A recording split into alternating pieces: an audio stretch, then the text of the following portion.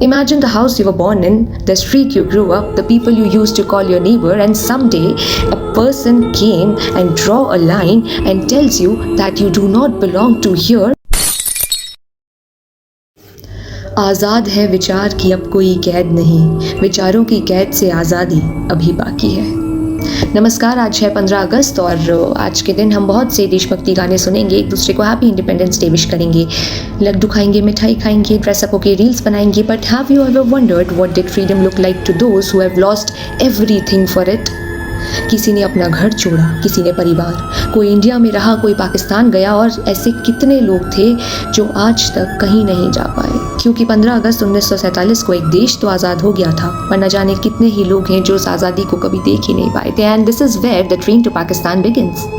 High, I am Divya Goyal and you are watching Padhi Likhi episode 3 और आज की किताब है the train to Pakistan by Khushwant Singh. और अगर आपको लगता है कि पार्टीशन सिर्फ एक हिस्ट्री है, एक डेट है, तो ये बुक आपके इस इल्यूजन को खत्म कर देगी।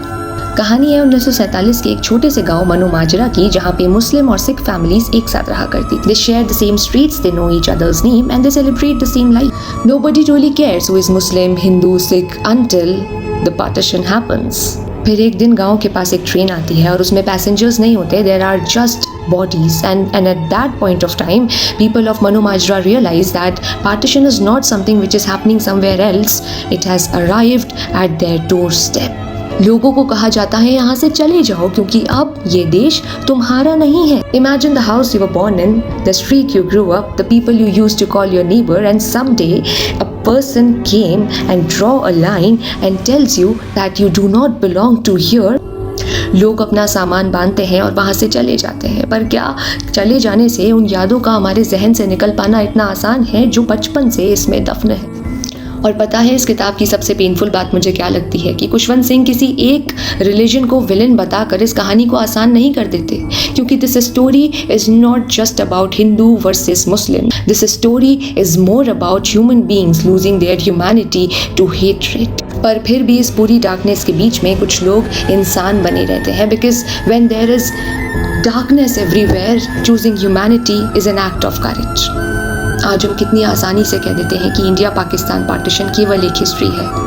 हिस्ट्री कागज पर शायद, लेकिन हर किसी के लिए वो हिस्ट्री नहीं। It was the last day they saw their home, the last day they saw their family, the last day they felt safe. इस इंडिपेंडेंस डे जब हम तिरंगा देखेंगे, I want you to remember that freedom did not come to everyone wearing the same colours of celebration. किसी के लिए आज़ादी का मतलब एक नया देश है और किसी के लिए अपने देश वापस कभी न लौट पाना। ट्रेन टू पाकिस्तान आपको इसी सवाल पर छोड़ती है। If a border can separate two countries, why should it ever be powerful to separate human beings? Be proud of your country, but remember the price of the freedom. Because patriotism isn't just about celebration. Sometimes patriotism is the courage to remember the pain that came before pride. तो ये था पढ़ी Likhi episode 3 और मैं हूँ दिव्या।